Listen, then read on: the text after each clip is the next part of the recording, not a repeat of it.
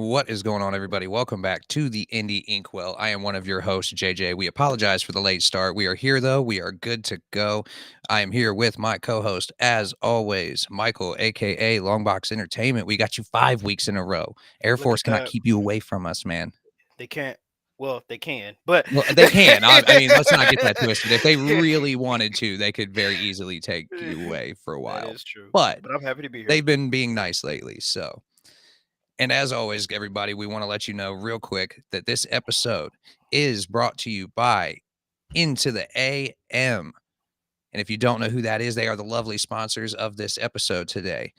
Into the AM are a team of artists and creators with a shared vision, seeing clothing as a canvas to express yourself and what drives you. And since 2012, they've been developing premium apparel with the main goal of elevating self-expression while providing unmatched comfort no matter where your passions may take you. They have simple, basic tees and hoodies. They have boxer briefs. They have socks. They have hats. They have pretty much anything you need as far as men's clothing goes.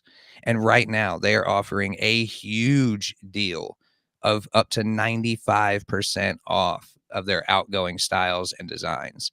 What sold us on them is their selection of graphic tees and t-shirts. You guys know us comic book nerds. We like bright, we like colorful, we like nerdy stuff. They've got plenty of it. So if you want to help support the show directly, you can go and pick up a pack of t-shirts and use promo code JJ Comics at checkout. You get 10% off your order with our discount code. But if you combine that with their current 95% off sale, you can combine those discounts and you're basically getting this for 105% off. You're going to get basically free clothes, guys. I mean, you really cannot go wrong with that. And it helps support the show and it helps support independent comic books in general, helps us do what we are doing. So if you want to help support the show, like I said, you can go to intotheam.com/JJ Comics or use JJ Comics at checkout and get 10% off your order on top of all the other insane discounts they're offering. And with that out of the way, I want everybody to please welcome a very special guest.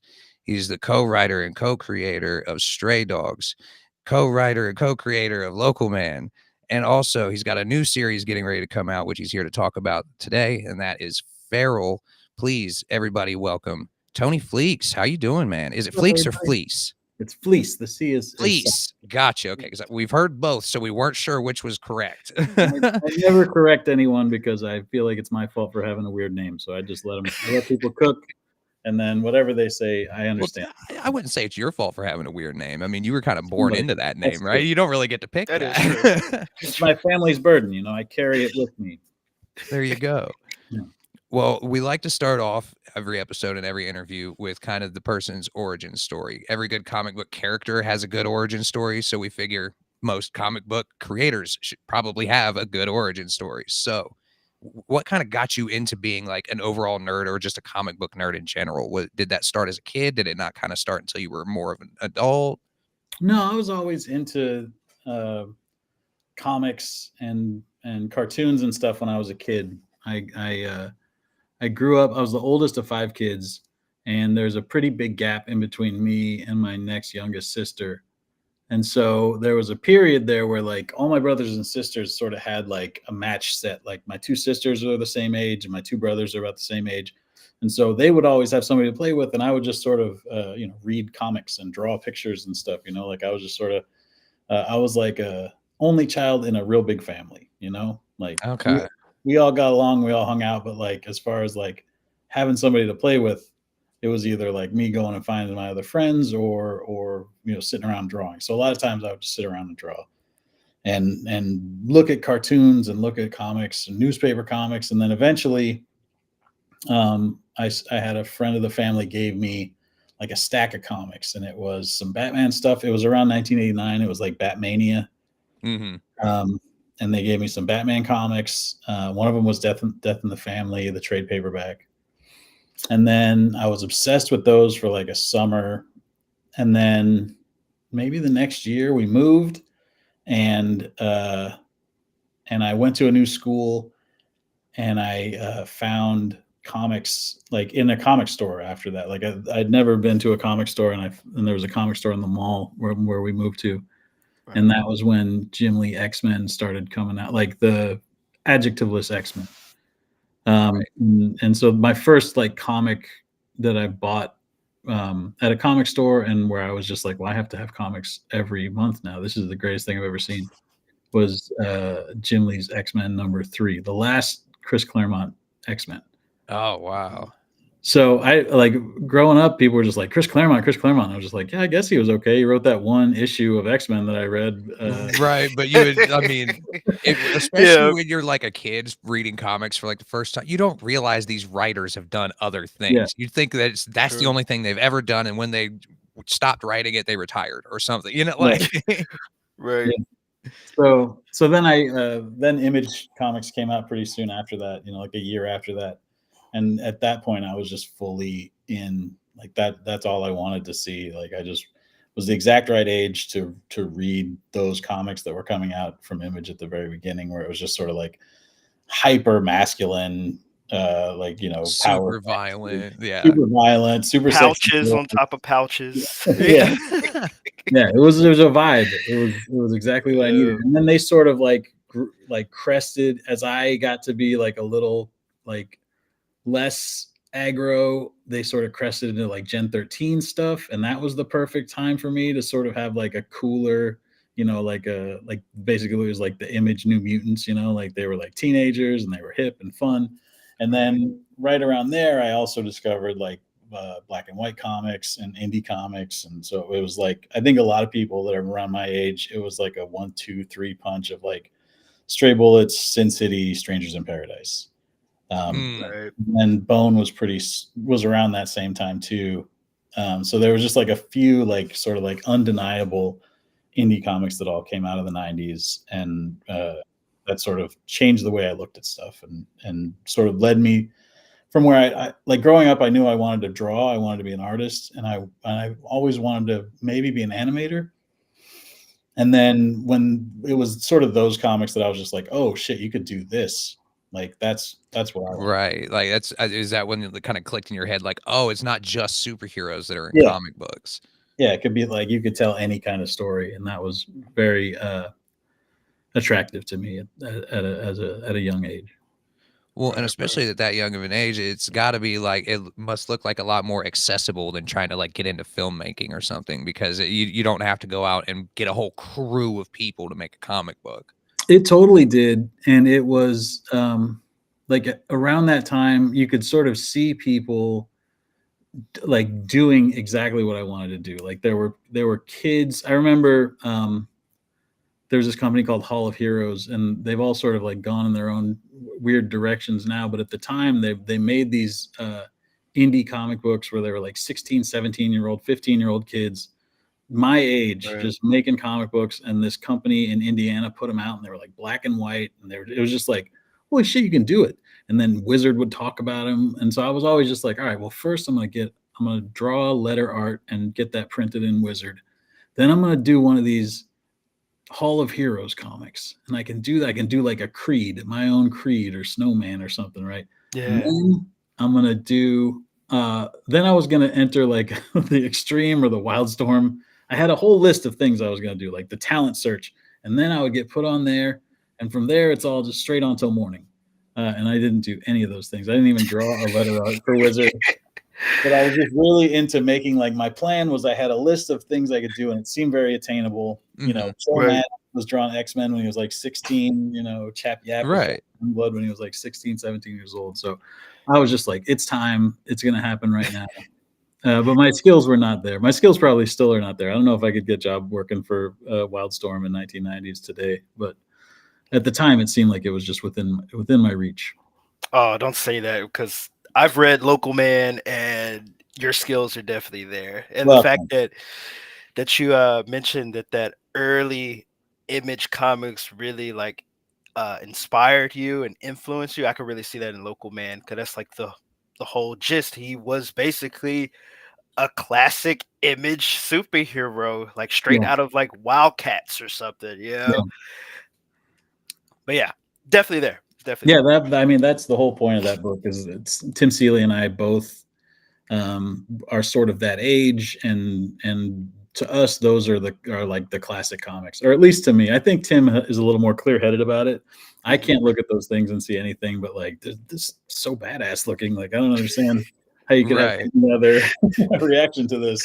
Yeah, it's most definitely. I would say we've had an opinion on Spawn in the past that apparently was not very popular, Mr. Michael. Wait, what's this Yeah. concept? Okay, so Here we go where again. okay, I look, I love Todd McFarlane. I want to just straight up and just say that I love Todd McFarlane. I'm a huge fan. I love the Spider-Man art. I do love the Spawn art. Um, Yeah. but I always said I said Spawn. It's pretty pictures, pretty pictures, and that was it. That's all I said. That's all I said. I mean, And what was the reaction?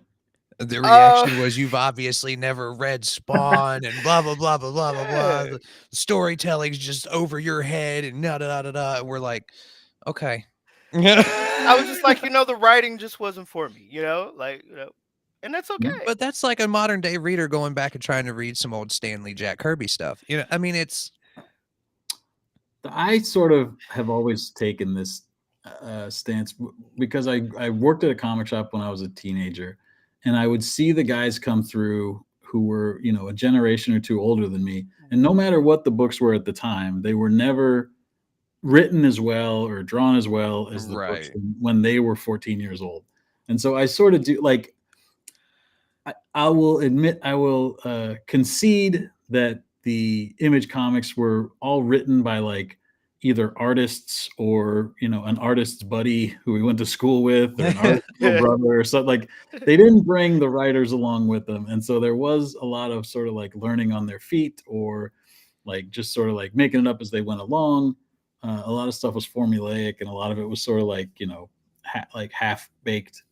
But I do think that the rose-colored glasses that other generations look at their comics through, that's sort of how I look at Image comics. It's just like I can't imagine that, like you said, like that, like Silver Age, Fantastic Four, while beautifully drawn by Jack Kirby, I can't imagine that every issue Stan Lee wrote of that was a masterpiece. Right. Than what Brandon Choi was doing on Wetworks or whatever. I'm sure there has you to can be just look at the amount of crossover. dialogue boxes in some of those old Stan Lee stories and be like, okay, yeah, this one's gonna take me a couple hours to get through. Like, oh yeah, man, yeah. Like actually, like right now, I'm doing like a huge like read through of like Amazing Spider-Man. Like I started at Amazing Fantasy 15, and I'm like working my way down. And where are you at? Right now, I am at issue.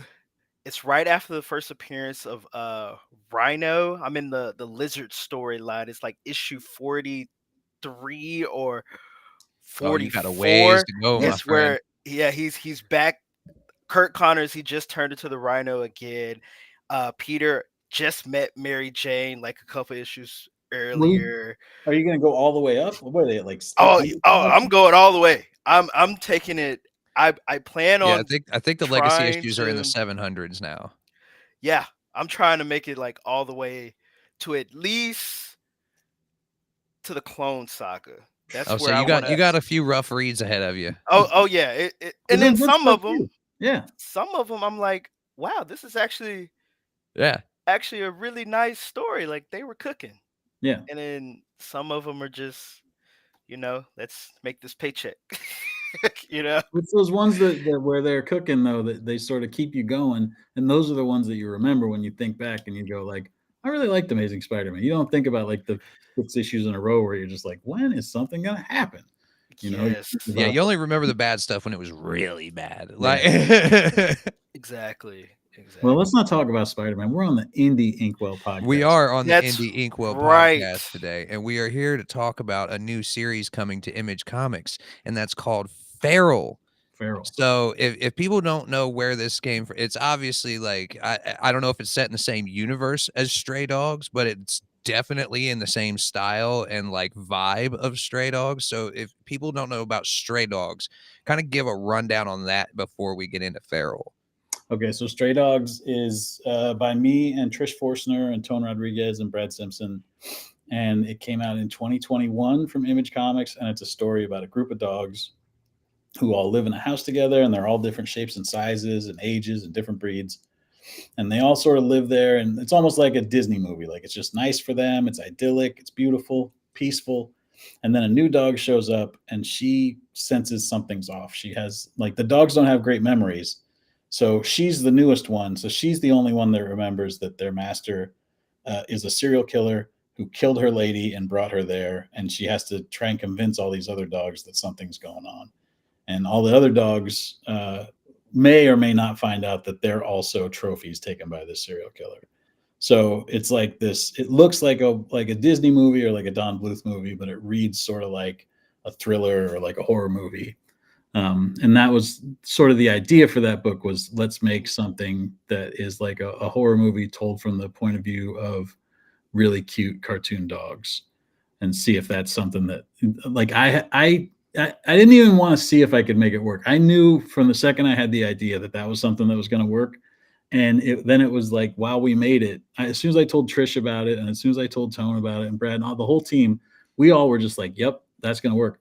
But then as we made it, we just had to explain to people. Like, it was like telling people about like the airplane before. I mean, it's not as good an invention as the airplane, but it was like, the Wright brothers trying to explain, like, it's going to have wings, and it's like a car, but it's going to go in the sky, Right. Right. It was like trying to explain this comic that none of the parts of it are things that are successful in comics. Like there's no, like, somebody being held hostage by a murderer comic that people go like, oh, that was a hit. And there's no, a bunch of dogs hanging out together comic that was a hit. So and there's no cartoon comic that is a horror comic. So it was just a lot of like, you got to trust us on this. It's going to be cool. And luckily, eventually, people sort of as soon as the book was done and we could show it to people, they were like, oh yeah, this is cool. Like, this works, And it's the thing I'm most proud of that I ever made, just because it's just like from concept to the finished product, it came out exactly how we wanted it to, and it worked exactly how we wanted it to. So it was just sort of like a real best case scenario. I mean, that's awesome, because that rarely happens. Oh, for sure. Very rarely. And it's not like I had drawn My Little Pony comics for years, and Trish had only done like covers for a couple of My Little Pony. Gotta say, my younger brother, he's autistic. He is a huge My Little Pony fan, so just had to put that out there real quick. Yeah, no, we have a huge autistic fan base with the ponies. I've just finished writing for the new TV show. Oh, cool! Oh, wow! But yeah, I'll have to brag about that to him. He'll think that's cool as hell that I got. They might not. Sometimes the pony fans only like the G4 ponies. They don't give a shit about this new stuff. So he buys all of it, man. He don't care. It's cool. But yeah, so like, nobody knew who we were. It really was just like, people gave it a shot because it had an Image logo on it, and that goes a long way. And people just gave it a shot because it looked cool, and we sort of went out of our way to make it as like a comic that you couldn't not pick up and look at when you saw it. Like, we really went out of our way to try and do all the work we could possibly do to make sure that stores could sell it and people would want to pick it up. Right. There was a lot of buzz about it, especially on like social media apps like TikTok and stuff. There was a lot of people talking about it, at least in our friend community. Oh yeah, our entire Discord server was raving about it. Yeah, I love that. And to the point, my brother ended up getting that as well, thinking it was going to be like a cutesy book. Yeah. And he got like about halfway through it. And he's like, oh, but he's into like all that dark, creepy pasta horror stuff anyway. So he's like, this is awesome, because it's like his two favorite things is little cute animals and horror. So he was all about it.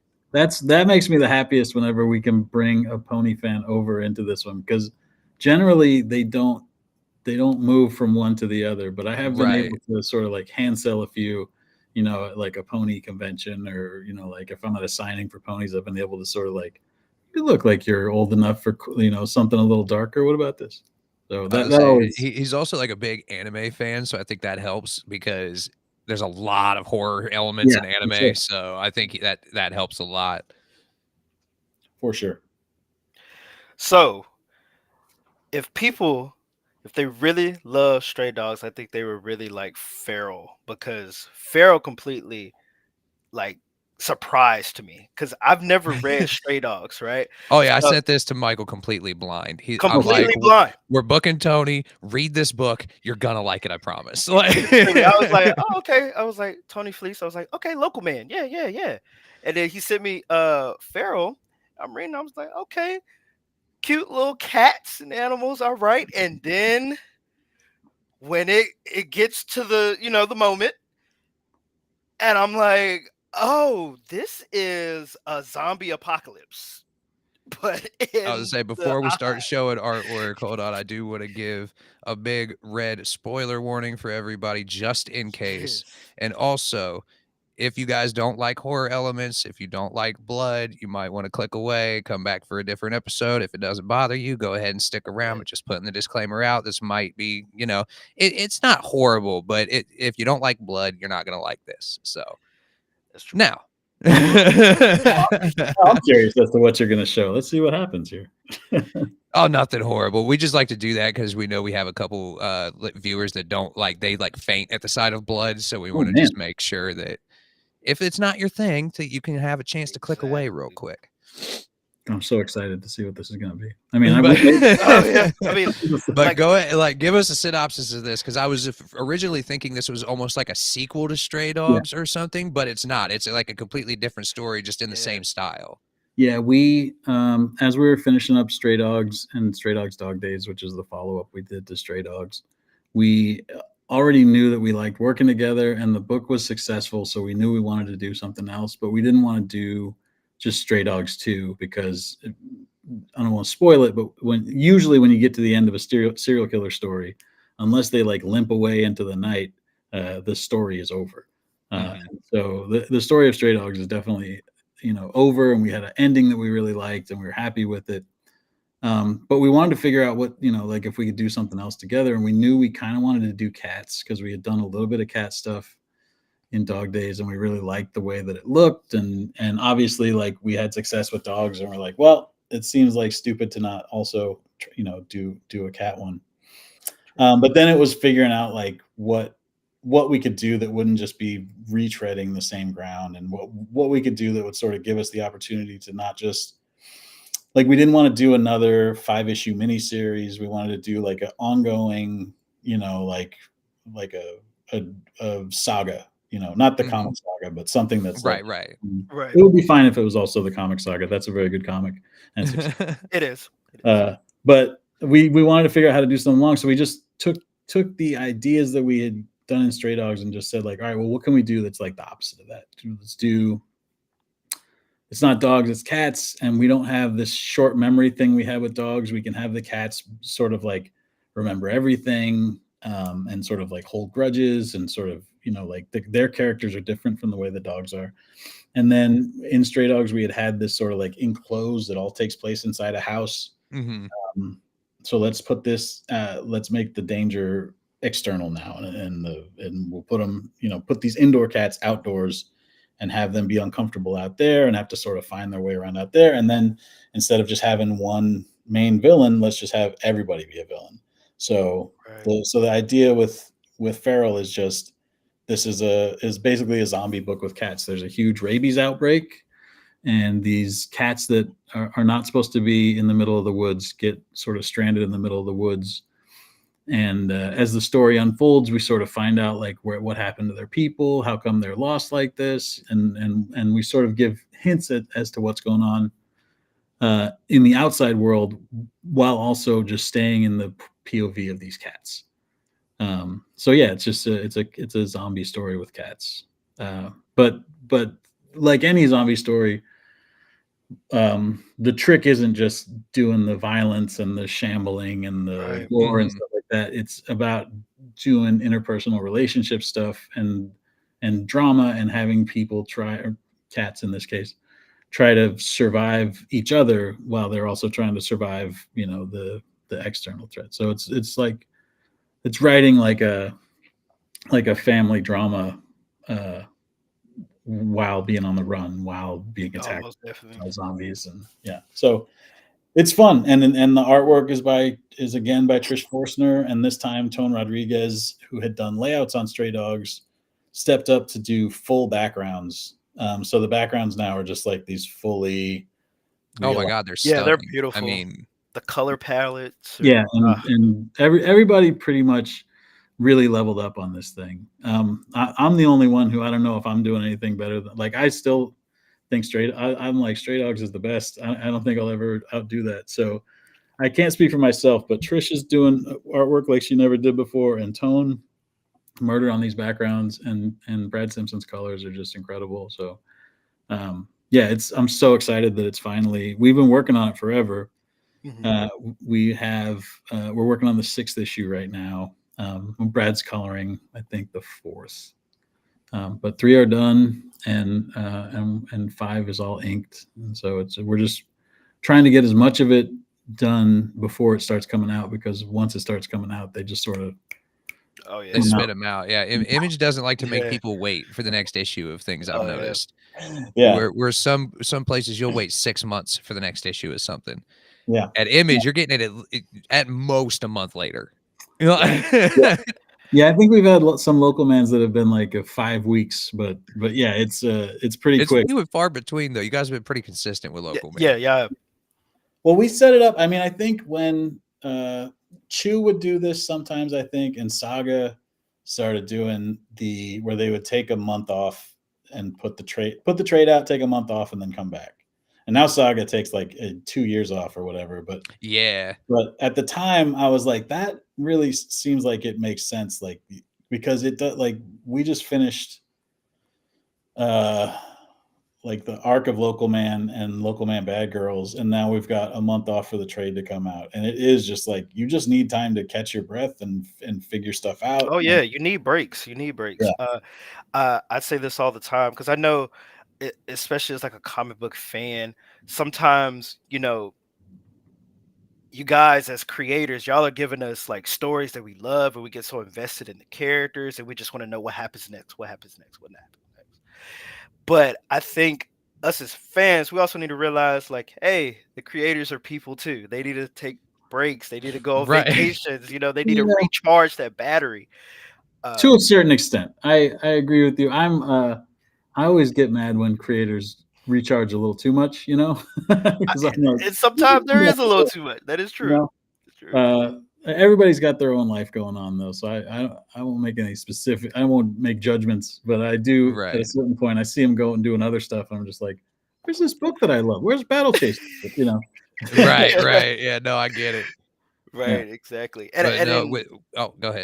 Oh, I was gonna say, like, and with Feral, the 3 issues that we read, and we're only gonna be really talking about the first issue in this. We're not gonna go too much into spoilers, but I love how each issue ended on like a cliffhanger that just made me want to go, okay, what happens next? But they weren't cliffhangers that made me angry. Like, I've read some that are cliffhangers, and then I got to wait like 6 months for the next issue, and it physically made me mad. Like, listen, I promise you, some of these cliffhangers will make you angry. The one at the end of 4 is a real banger. Well, luckily you only sent us the first 3 issues then. Yeah, so you won't be mad for a couple months still. And then the one at the end of 5 we're real happy with too. Actually, 6 is good too. I'm really invested in the idea of making cliffhanger comics, because like with Local Man also, and with what we did with Stray Dogs, it's hard to keep people invested. It's hard to keep readers and retailers and reviewers and podcasters and everybody talking about your book, especially if you just sort of switch into neutral and just go like, all right, well, let's stretch out for a few issues here and just cover some ground. Like, for me, it has to be again, because I'm only a couple years off from just being the guy that drew My Little Pony, right? So I'm not like, Jason Aaron or somebody that they're going to give a third chance to or something, right? Like, I got to make sure that these people every issue go like, oh shit, we got to make sure we read the next one of this. So we're definitely doing our best to make cliffhanger comics, not like Crimson and Danger Girl, but like this kind. And you Right. know Well, what? with I'm indie already comics, connected to sometimes some of like the one characters. issue I've seen with people is when they try to do the cliffhangers, they do it either too often or they don't do it. They think they did a cliffhanger, but they really didn't. All they did was just leave a plot hole. Right. Yeah. And I think that turns a lot of people off of some indie books. It's a real, I mean, it's part of the job that is sort of tough to crack. And I don't think I have it all the way figured out, but I do always try to make it like you don't want it to be, well, I mean, in Local Man's case, it's always sort of piling up on the same guy because it's just the main guy. But in Feral or in Stray Dogs or a book where it's like a group, you can sort of like move from one to the other. Like a trick, if you're reading my comics, if you see somebody get like have a good day in the comic, just know that they're probably going to get smacked in the cliffhanger. You know, like if it's just like, oh, things are looking good for old, you know, Elsie or whoever, you're just like, once we get to the end, it's going to be, we're coming back down. So I like giving the cliffhanger to different people and sort of, or like setting it up like it's going to go to one person and then all of a sudden you can sort of flip it and it goes to somebody else. I try not to do like unearned, like Deus Ex Machina style cliffhangers. I try to build them in. That you just brought back some like childhood trauma memories mentioning that game. Oh yeah, I don't even know what that game is. What is it? Deus Ex. There's Deus Ex games that ended just as badly. Like Oh yeah, oh yeah. I did have one question. So about these characters, like I've managed to already like build up like a connection with some of, especially Lord. Lord is Mhm. my favorite character right now. Sweet. 100%. Yeah. He's so cute. Bless him. But with that being said, it seemed like every time I read a book and it's my favorite character, something bad always happens. But I don't want to like I'm knocking on wood that he'll be okay till the end, hopefully. Um, with these characters, is there anything like in like your real life that like influence like some of these like cats? Did like are these cats like did they You stole my belong to next somebody you question, know? man. How dare you? Hey, I'm sorry. Um, yeah, I mean, sometimes like the character stuff will be like I'll write them like people that I know, but I don't have like I never have done the thing where I go like, oh, this character is just like my friend, you know, Josh, or this character is like my friend, you know, Lindsay or whatever. Right. Never I like just, carbon copied a person you know right. and put them on a page. No, but I will sort of think about like the way people talk, or like when I in the issue one when Lord first shows up and he's just like fully ADD and fully out of control.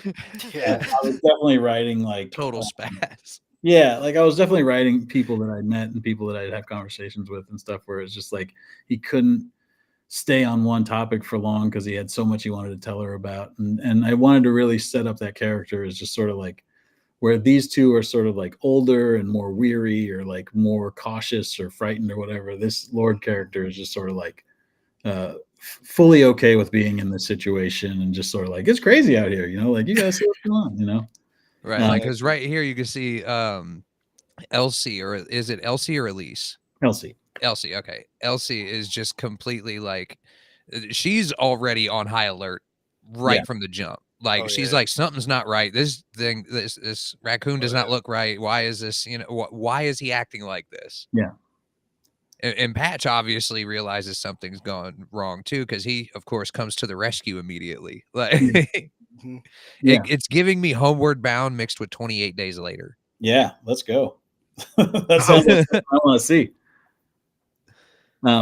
Yeah, this scene, it actually we're working on issue 6 right now, and we sort of come back to this scene and sort of like go over it again. So it's fun looking at this because I literally just yesterday was working on pages that are just in the same.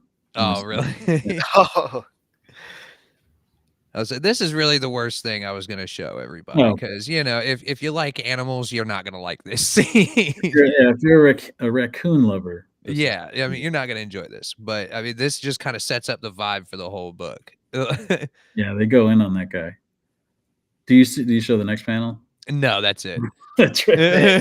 That's it. Let's do this panel. Also, because YouTube, as soon as you start showing too much blood, YouTube's like, we got to take your video down. Monetize it. Yes, We're not exactly. even monetized yet. We're trying to still get there. Trish do this panel where the foxes all like pop their heads up when they hear something, and one of them just has like a raccoon hand hanging out of his mouth. Oh, I love that. Yes. I'm So like, it's that's not like in the script. like that. I felt like you had to have pulled that out of some zombie movie or something, because I feel like there's been a scene with a zombie that just pops up from a Oh, pile with for like a sure. finger in his mouth or something. Like, So much of this stuff is just sort of like the fun of this is taking, because I love horror movies, I love zombie movies, and the fun of this is taking not beat for beat, but just sort of like tropes and stuff that I dig in zombie movies, yeah, just Yeah. going like, how does that work when it's these cats, or how does it work when it's like a just like you could even wolf? just steal certain shots from movies, Mhm. like in certain scenes. That's why I was like, it's something that had to have come from something, because I've seen something exactly like that in movies. I'm sure I have. Oh yeah, I mean, Like, every zombie movie where they're like eating and you're trying to sneak by, and then they just poke their head up and they have right, this. and they got like a finger or some grizzle hanging out of their mouth or something, or yeah. Exactly. One thing I like, there, of course, there's horror elements, right? But not only is there horror in the animals that are affected by rabies, there's just horror in the fact that these are house pets out in the wild, and there's Right. no telling what they can run into. And for me, I have two little dogs, man. And I always say that my boy dog Remy, he a little slow. I ain't gonna lie. Yeah, I got one of those. He ain't the sharpest one. But I always say, man, if he would have like run away or something, it's over with for him. He's Yeah, gone. yeah, And man, just that fear of like they have to not only worry about the infected, but they have to worry about just the regular old animals that could attack them and the people for that sure. are after them. Yeah, The And they animal don't even control. realize there's people after them like they don't know what's going on. They're yeah. completely oblivious to everything. Well, that's what's. I mean, what it's one of the things I can use in this book that I could also use in Stray Dogs, where it's sort of like the reader knows things that are going. The reader is ahead of the animals in this, right? Because they're just like, oh, I've seen The Walking Dead, I've seen Dawn of the Dead, I know what's happening. But the cats have no idea, so it's sort of like Right, especially if they're house cats. They've never seen a yeah, rabies outbreak before. Like, outside, and so yeah, it is just like slowly reading them into the situation, and then like in issue 2 we introduce like these outdoor cats characters, and they sort of interact with the house cats and sort of like put them on to how to survive in the woods, and by issue 3 they're sort of like breaking down the rules for them, and so it is fun to sort of like get to show the reader what's going on and show these indoor cats what the wild is like, and then as the story goes on we'll take them, they won't just be in the forest, they'll be other places and trapped in other things, and sort of like facing other dangers. But I like the idea of having, just like a zombie story, like the danger is zombies, but it is also other people, it is also, like now there's no Department of Water and Power, and so just like power lines can fall down, there's just sort of like all these right, things. because we always see the zombie movies or TV shows from the perspective of the humans. We never Yeah, see what goes on with the animals that are just left to their own devices after this. right, yeah. Exactly. This is really unique. Like I've never read anything like this with this Thanks. idea. So yeah, I thank was you for that. terrified. I was telling my cousin about it, and she has kids, and she was like, "Oh, it's just like Warriors," and I was like, "The Warriors come out and play? This is nothing like that, you know." Right. And then, but there's this book, like a very popular book series, The Warriors, that's about cats stuck in the woods, uh, Oh, and, okay. and and sort of like tribes of cats and fighting, and there is like a sickness, and but I looked at it, and it's not zombies, it's not rabies, and it's not this. It's It's more more, of like a fantasy kind of deal. yeah, it's more like an adventure thing. It's not fantasy. It's all these cats just are regular cats, but it sort of like tells a story like a Game of Thrones without minus dragons plus house cats. Oh, okay. So Okay. they're like jockeying for position and trying to like take over different people's territories, and so it's Oh. more like it's a real expansive, ongoing cats in the woods story, and they have graphic novels too. So I picked up some of the books and one of the graphic novels just to be like, oh no, we're so far into this thing. I hope I'm not just making warriors. Right. And I wasn't. It turns out I had not just made warriors, so that's good. Yeah, no, it doesn't sound like the same thing. It doesn't. There's a tense couple of days there where I was waiting for the Amazon package to show up. I was just like, what's it going to be? What is this? Right. So what made you Oh, guys man. decide to go with almost the Disney-esque art style? Because like it's done so well too, because the backgrounds, if you look back at old Disney movies, the backgrounds would be very static looking. Yeah. And everything in the foreground would be very bright and popped out like it was layered on top of it, like how they used to make animations back in the day. So Yeah. was that kind of like a conscious decision, or was that kind of just how it ended up happening? Oh, no. You're very astute. That's very conscious. We, when we started coloring it, I had worked with Brad Simpson on a self-published Kickstarter thing I did called Time Shopper right before Stray Dogs. And so we had like a good relationship going, and I just basically told him like this, we want this to be just like animation. So all the backgrounds fully rendered, paint them up, like make them deep and values and shadows and highlights and go nuts on them. And then all the characters just flat colors. So like no shading, no rim lights, nothing like that. Just flat colors on those, so that they do look just like animation cells sitting on backgrounds. So that was the style we set up in Stray Dogs, and we just carried it through on Feral. But it came out of the original concept was just like I had an idea about a serial killer who took people's dogs as trophies, and I pondered about how to if that was a story I wanted to tell, or how to present that. And then I just thought of it being Oliver and Company, but with a serial killer. And then I Oh, sort of yeah. got Such stuck an in. underrated movie, by the way. Yeah. Oh, for sure. Billy Joel, Bette Midler, Oh Cheap. my god, that's Oh, a yeah. classic.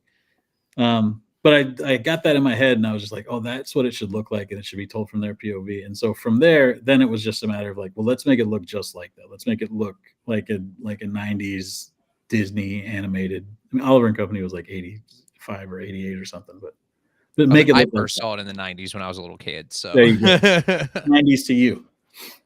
Right, to me, it was 100% 90s movie. Yeah. Shout out. That's right. See, Michael knows what's up. He'll be a guest here on the show here in a couple of weeks. Shout out, Michael. Sweet. You will. Yeah, but that's where that came from, was just wanting to working with Brad to make it look as much like one of and the way Trish drew anyway.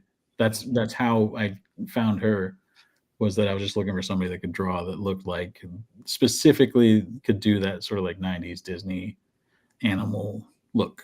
Yeah, because it's something that I see a lot of people try to like. I've seen a lot of fan art in that style, but it's never quite there. Like this looks like it was ripped out of Disney and a coat of blood splayed on it. True. I mean, they look like stills from like an animated like show. Like you just took like a screenshot or It's something. so well done.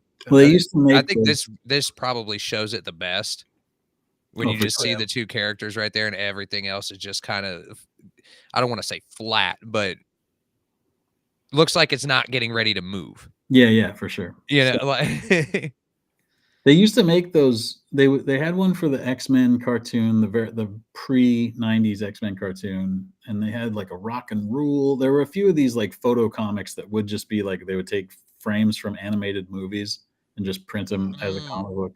I think I know what you're talking about. Not necessarily an influence on this, but it did look just like that, where it's just like we're just printing flat frames from a movie, from an animated movie. And then they would do ones that weren't like that, like the Roger Rabbit comic book was not like, didn't have real people, it didn't look like Roger Rabbit. So I was just like, this is not the thing. This is, what are you doing? Right. I feel like Roger Rabbit, they would have benefited from using like still photos, either from the movie or just from another act, like just real people in general mixed in with the characters. I feel like that wouldn't have even been that difficult. I mean, it would have been difficult enough. They're just trying to crank those comics out. That's something I learned was, when you're doing your own create your own thing, you like on Feral and on Local Man and anything that I own, me and my collaborators own, we'll go above and beyond and we'll work forever on it. But if it's like, you've got to get it done on a monthly schedule for like if it was ponies, or if it's, like work on Army of Darkness now, or I've done all kinds of licensed stuff, Star Wars, and Rick and Morty, all that stuff. You're just like, you start out and you go, this is going to be the best one ever. And then you're just like, well, I got to turn it in. I have to just get it done. Right. I have to turn Well, it in and somebody else. it's gotta feel different working on a licensed project versus something you created on your own. I mean, you've got to be more passionate about the creator-owned thing than you are about someone else's thing that got developed 60 years ago that you're getting ready to pick up on and tell your own version of, you know? Yeah, well, I mean, like we were talking about earlier, me being an Image Comics kid, I always sort of like, whenever people go like, well, you know, if you could work on anything, what would you want to, like, you know, or they say like, if they ever let me do Spider-Man or something like that, and I'm always just like, let me, you know, like all my heroes just, they quit that shit and they just went and made their own. Like, they put their entire id onto the paper and were just like, this is what I think, this is what I'm all about. And it was the coolest thing ever. So I've always, you know, like, if I could, you know, the answer to that question is like, if I could do whatever I wanted, I would just do my own shit and put whatever, you know, whatever my full heart and soul is onto the page, and not have it be, you know, at the end of the day, even if, because like I love making Army of Darkness, but you know, as soon as I'm done with it, I'm going to turn it in, and then if the next month they decide to say like, none of that counts, or you know, we're not even taking this one out, you know, Right. it's just, it is what it is. Like, I don't own it, I don't have any sort of control. Yeah, it kind of like limits you like creatively, right? I mean, the limits can be like, give you something to work within, and that can be fulfilling at the same time. But I wouldn't want to do just that, you know. Like, I like, Right. I'm in really creatively, I'm in a situation that makes me really happy, where I can do some things for somebody else, but the majority of my time, and I can somehow actually make a living at it, is making my own comics and making my own, you know, creator-owned comics, Indie Inkwell. That's right. There you go, Indie Inkwell, Indie Inkwell. Put it in people's brains so they never That's forget. right. Yeah, definitely right. But no, that's Oh why we man. decided to do this show, because there's so many indie comics out there that don't get any press at all.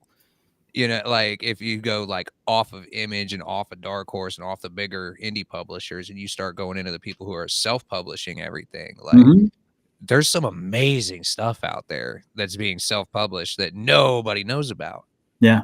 Well, and that's the fun. The fun of indie comics is the discovery, right? Like, when I was growing up, I would have, you know, like, I had way more weirdo comics that nobody ever heard of than I had, you know, Marvel comics or whatever, because I just loved digging in the crates and finding something that I had never heard of before, but just looked amazing. And that's what I like to do now when I go to, you know, Comic Cons. I'm in artist alleys. I like to go and sort of like scour and find some new exciting voice, somebody doing something. I mean, that's how I've met a lot of people for this show, for interview guests, is going up and down Artist Alley and talking to people. Like, now, I saw somebody in your comments earlier this week say that Image and Dark Horse don't even count as indie anymore. I was just getting ready to ask you about that. I'm like, before we go, I want to ask your opinion on something.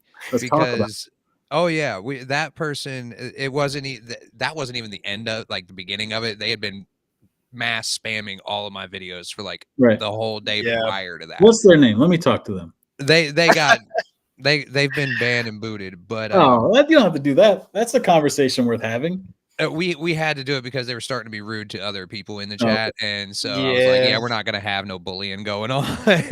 But no, the fact that Image is indie, we did a whole episode on this when we first started the show. It was like our 4th episode, and my opinion is it's about as indie as you can get without being mainstream, just because of the size of Image. Yeah. But 90% of their stuff's all creator owned, correct? Yeah, I mean, at least that's what Zach Howard told me. I don't know if you know Zach or anything. G.I. Joe and Transformers, I would say everything is creator owned, you know? Yeah. Yeah, I mean, unless it's, you know, like, if you're writing or drawing one of the Spawns, you're not the creator that owns that. Todd McFarlane is. Right. But for the most part, it's all creator owned. It is, I mean, you definitely do have a leg up on just sort of like self-published stuff or stuff from the back of the catalog.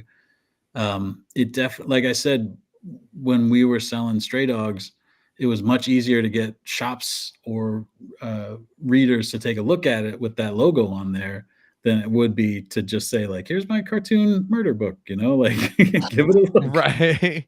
It definitely, they've had a long enough run of putting out quality stuff and like Eric Stevenson sort of curates a line of books that are all pretty quality, where like you can read an issue 1 of an Image comic and go like, even if it's not for you, go like, yeah, I get that. That makes sense, True. And so you do have a leg up there, and I don't really know what to do about it, besides, I had to hustle and do 50 issues of My Little Pony, and Well, the way I try to explain it to people, I'm like, okay, so if an independent musician becomes successful and famous, but they're still not signed to a major label, just because they made it big and famous and they're not, does that no longer mean they're indie because they're big? Yeah. Because if they're still an independent artist, you're an independent artist. If you're not signed to a label, you're an independent artist. I get that too. I mean, I get the impulse. Like if you like, it's not like you aren't like, I'm not gonna ask you about fucking contract stuff or anything, but I'm assuming you're not like exclusively you have to only work for Image Comics. No, I'm doing a book here. I brought a promo material. I'm doing a book at Boom Studios. Hey, there we go. Hey, Dave. I met Dave at GalaxyCon. I hosted a panel he was on. He's a genius. He's very talented. He's amazing. Super nice guy too. We're doing a book together that is like a Roger Rabbit, that we're doing it the right way. It's about a kid who starts to manifest weird powers, and he finds out that his grandpa is like a Yosemite Sam, basically. And so has to go on this adventure with like this little cantankerous little miniature guy. Oh, I love it. Yeah. I love it. I'm sold already. Yeah. Oh yeah. And I love how the other characters, they have like a more realistic like design. Yeah. Versus that. Yeah. That's all Dave Wachter. He can do realistic people, and he's coloring it himself, so he can color them with realistic textures and shading and stuff. And then again, like just like we did. Thank you, Michael. Just like we did on Stray Dogs, we're doing the animated characters in flat colors, so they just pop up off of the page. Hopefully, that's the plan at least. But that comes out the month after Feral, and then Feral comes out in March. Yeah, it comes out March 27th, and then early April, Uncanny Valley comes out, and then I still make Local Man that also comes out from Image, and that comes back in March, and then our Army of Darkness continues. So you got a busy spring, man. Yeah, I'm basically completely slammed until July, just with work, and that's not factoring in like all the promotional stuff for launching 2 new books. And that's not counting all this kind of stuff that you're having to do. And yeah, I mean, it's gearing up too. You guys are early on, but I'm about to. I think next week I have like 3 podcasts, and none of them as good as the Indie Inkwell, obviously. But this will. Hey, we'll take put us over, man. We'll take it all day. Thank you. Yeah, but it's a lot of promotion. It's working on the books. It's doing covers. And then obviously Local Man, I draw the whole thing too. So I am overwhelmed, would be putting it lightly. And then I have to do conventions too to, keep. The convention circuit never ends. It seems like I don't feel like there's a con season anymore. No, it's all there's a couple.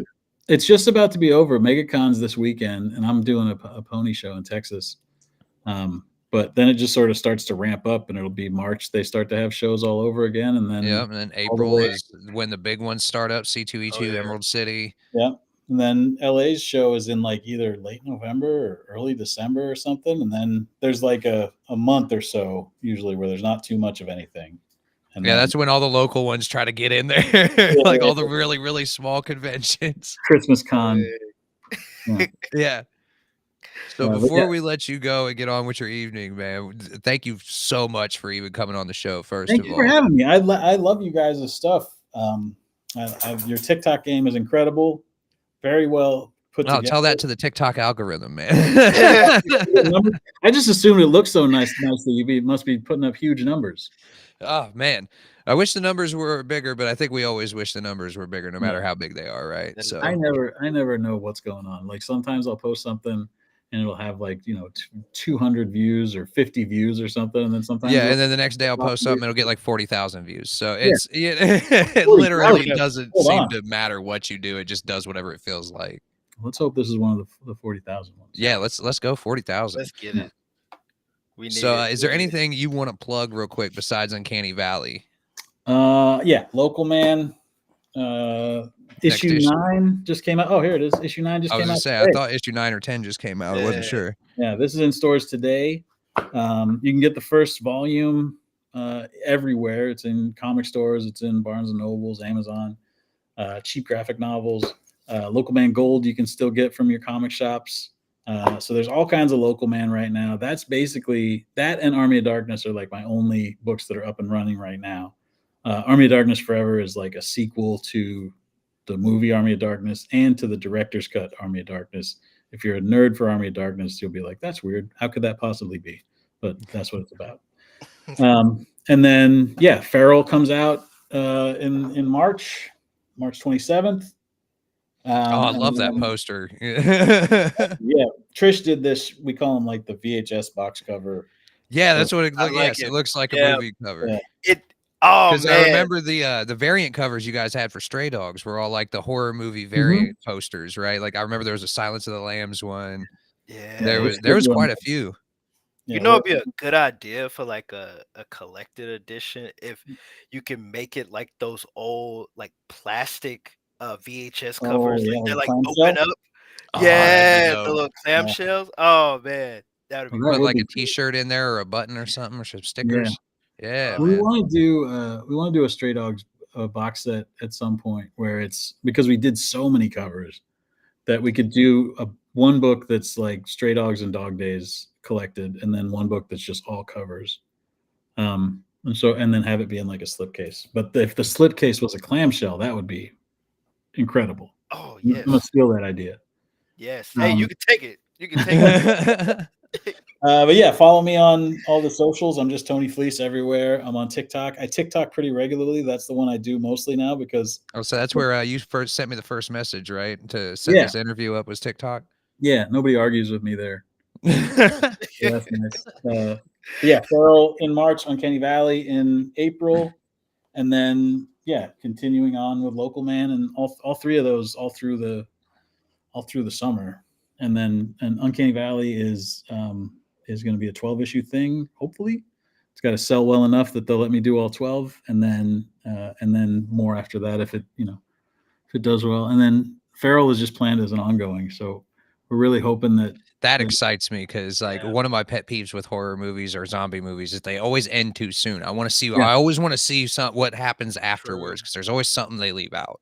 Well, that was Kirkman's thing with The Walking Dead was he just said like I just wanted to do a zombie movie that didn't have because they just stop, they never get to the conclusion. So he was just like, let me just do one that keeps going. And I always thought that was amazing. I was like, that's cool because I thought the same thing. You get to the end of Day of the Dead and you're just like, well, that's it. What? Right. Even the Dawn of the Dead reboot, like they get to the island, you see all the zombies coming off the island, running at the boat, and then it just cuts off. It's like, well, what happens? Like, so we're going to show you what happened. We're going to definitely take you on a journey. I saw Todd McFarlane has been on like the podcast circuit recently, and he was trying to gas up image creators or just indie creators in general and have them keep going. Like he was like, nobody's even hit 50 issues. There's only like a handful of Image comics that have done 50. And I was like, well, we got to do that. That seems, Exactly. Yeah, no, that he's right though. There's really not, if you think about it, there's not a lot of them. There's Saga, there's Spawn, there's Savage Dragon. Savage Dragon. Chew, I think, got up to in the 60s, maybe. I think Chew got to 61, 62. Maybe that. Yeah. But, something like that. I know, like, Black Science only got close. It was in like the 50s. But yeah, there's not a ton of them. Saga is the one to watch. They seem to. They're going to make it. They seem to be getting close to that 100 mark. Yeah. Oh yeah. People love Saga. Like Saga has made so many comic book fans. Like people never like were interested in it. I recommend Saga to them, and they're just like, yeah, they're Yeah, hooked. It's just a very well done book. I aspire to be that kind of thing. Like I look at that book, it does great cliffhangers, and it is completely accessible to people that never read Spider-Man, from Amazing Fantasy up until the fucking the second Scorpion story or whatever. Or even if you've suffered through, all the horror years of Spider-Man, Yeah. if you need a break from all the monotony of Facts. superheroes, that it's Saga's a good story to go into, man. Yeah, man. That's Dig true. that. And yeah, people say that about Stray Dogs. Like a lot of people tell me that, like, oh, this is the one that I gave to my brother, or this is the one that my girlfriend. So I feel we're like they're good hoping. gateway books. If you're Mhm. trying to Oh go yeah. from the big two and get into indies, they're nice little transition books because Yeah. it's not overly complicated. You're not trying to understand a whole bunch of backstory like you would be with like a Spawn or something Yeah. like that. You can just, especially Stray Dogs, it's quick read, easy read, cover to cover. You can do it in an afternoon if you want. Yep. True. Yeah, and that's sort of the plan here. Like, I want to sort of sit in between. I don't want anybody to ever finish an issue and go like, "Well, that was fast," but I also do like it when you can read one and just get your heart rate up, and then just go like, "Oh shit, where's the next one?" Like that. Yeah, 'cause, like, I like the cliffhanger, but don't leave it to where it's like I don't care anymore. Like. Yeah, But it I is. think you've done a really good job I'm with Feral. I think people are Yeah. really gonna like it. And the Thanks, man. pacing is really good. The pacing is really, really Yeah, good. it starts off like quick and then kind of slows down a little bit, and then goes real quick again and then kind of slows down a little bit. Like I love it. It's like a complete roller coaster through the entire thing. Yes. I do that with these. I know you're trying to wrap up, but Oh, you're good, Oh man. no, you're good. I make these little mock-ups when I'm writing, and so this one isn't even filled out yet, but I just write the page numbers on every page of one of these, and then that way I can sort of look at the pacing and look at the page turns and sort of like before I outline, I usually fill up one of these things. So I've just got these little stupid, fake books laying all over my studio. No, I love that because like I love little it. stuff like that, like every writer does their stuff a little bit differently. So like Yeah. anytime a guest shows us little stuff like that, I love it because it's like, that's how he does it. Okay. You Yes. can do Like- you can do like little thumbnails on there too, and just sort of like start to put together ideas. I've seen people that'll do it in like a book, but I like having like this is exactly the amount of pages that this thing is, and so it like Mhm. it feels Right. like the thing. Perfect little mini version of what you're working on, basically. Yeah, A little I mini call them comic. little mock-ups. Well, if you Um, guys want to follow everything that Tony Fleece has got going on, you can scan that QR code right there. It'll take you to his website, or there will be a link down in the description of this video. Or if you're listening audio only, you will find a link to everything down in the video notes. And you can also go to this QR code right here on the screen. Pre-order copies of Feral today. It's available on previews, I do believe, to pre-order and at image.com. As well, if you want to support the show, you can head over to our merch store. Also, links in the description for all of that. Buy a t-shirt, buy a hoodie. We've got stickers. We've got more stuff coming whenever I decide to actually make some new designs.